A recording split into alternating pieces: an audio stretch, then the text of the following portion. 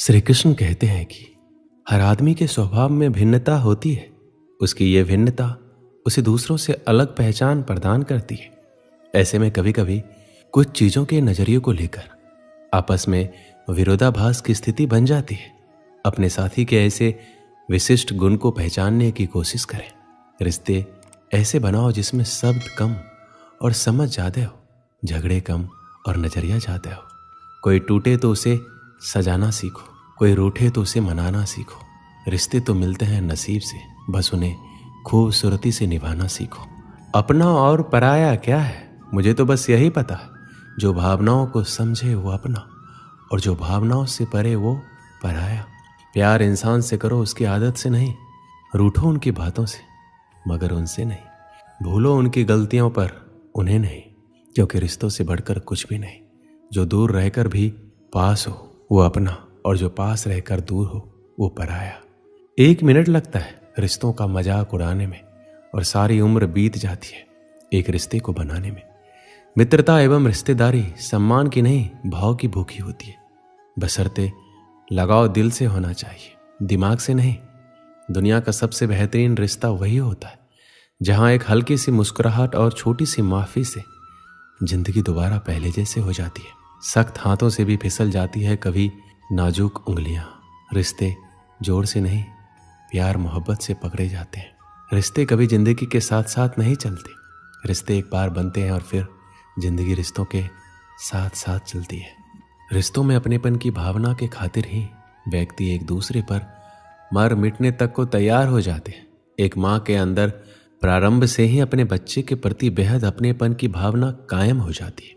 उसे अपना बच्चा सारी दुनिया से प्रिय एवं सुंदर लगता है। करीबी रिश्तेदारों से व्यक्ति अक्सर अपने मन की वो सभी बातें करते हैं जिन्हें वो अन्य व्यक्तियों से नहीं कर सकते।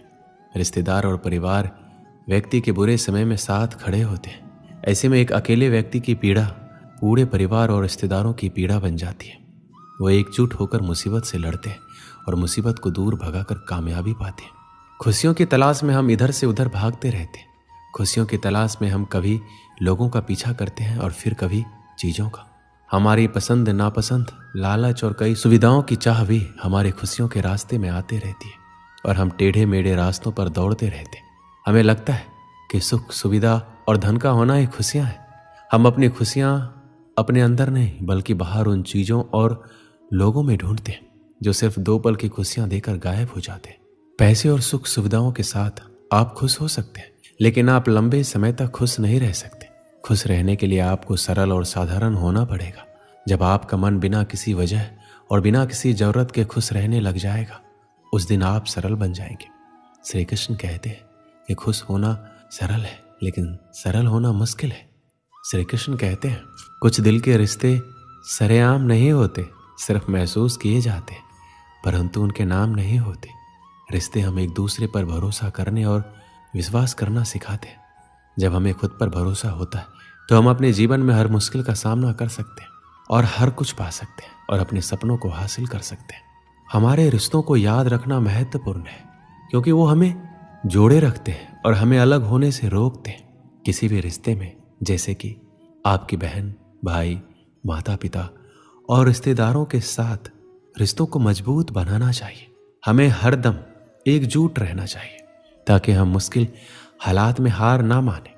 एक रिश्ते में दुनिया आती जाती रहती है, फिर भी दोस्ती दिलों को मिला देती है। वो दोस्ती ही क्या जिसमें नाराजगी ना हो, पर सच्ची दोस्ती दोस्तों को मना ही लेती है। अंत का जश्न मनाए, क्योंकि वो नई शुरुआत से पहले होते हैं। ये एक अच्छा संकेत है। टूटे हुए दिल का होना, इसका मतलब है कि हमने किसी चीज के लिए प्रयास किया है। यदि यह तुम्हें नष्ट कर रहा है तो ये प्रेम नहीं है। ये खराब रिश्ता आपको उस समय की तुलना में अधिक अकेलापन महसूस कराएगा जब आप अकेले थे। रिश्ते खून के नहीं होते, रिश्ते एहसास के होते हैं। अगर एहसास हो तो अजनबी भी अपने होते हैं, और अगर एहसास ना हो तो अपने भी अजनबी हो जाते हैं। केवल उन पर भरोसा करें जो आप में निम्न 3 बातें देख सकें: आपके हंसी के पीछे का दर्द, आपके गुस्से के पीछे का प्यार, आपके खामोशी के पीछे का कारण। रिश्ते कांच की तरह होते हैं, टूट जाए तो चुभते हैं। इन्हें संभाल कर हथेली पर सजाना, क्योंकि इन्हें टूटने में 1 पल और बनाने में बरसों लग जाते हैं। कोशिश करो कि कोई तुमसे ना रूठे, जिंदगी में अपनों का साथ ना छूटे। रिश्ता कोई भी हो उसे ऐसे निभाओ कि उस रिश्ते की डोर जिंदगी भर ना टूटे।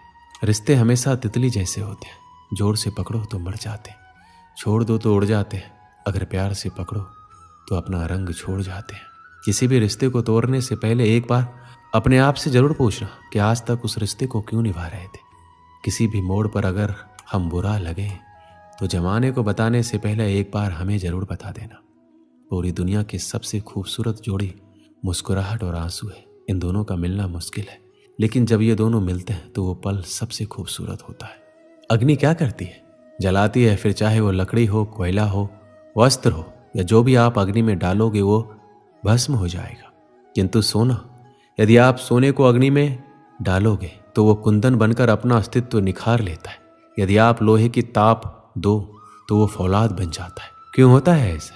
क्योंकि उनके भीतर की अग्नि उनको जलाने वाली अग्नि से अधिक तीक्ष्ण होती है।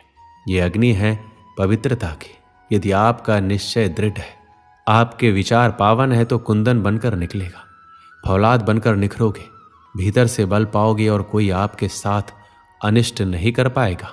नदी का जल मीठा होता है, सागर का जल खारा और किसी नाले का जल दुर्गंध से भरा। क्यों? नदी का जल मीठा होता है क्योंकि वो सबको जल देती है। सागर जल लेता है इसलिए खारा होता है और नाला उसका बहना रुक जाता है और इसी कारण से वो दुर्गंधपूर्ण हो जाता है, किसी काम का नहीं रहता। हमारे जीवन में कुछ ऐसा ही होता है। यदि नदी की भांति जीवन में कुछ देना सीखो तो जीवन में मिठास बनी रहेगी। यदि सागर की भांति बांटने के स्थान पर केवल संचय करते रहो तो मन में खटास बढ़ती रहेगी। और यदि नाले की भांति बहना छोड़ दो, कर्म करना छोड़ दो तो किसी काम के नहीं रहोगे। इसलिए बिना किसी विराम के कर्म करते रहो और जो कुछ भी आपके पास है उसे बांटना सीखो। एकलव्य एक निषाद बालक था। वह धनुर्विद्या में प्रवीण होना चाहता था। इसके लिए गुरु द्रोणाचार्य से धनुर्विद्या की शिक्षा प्राप्त करना चाहता था।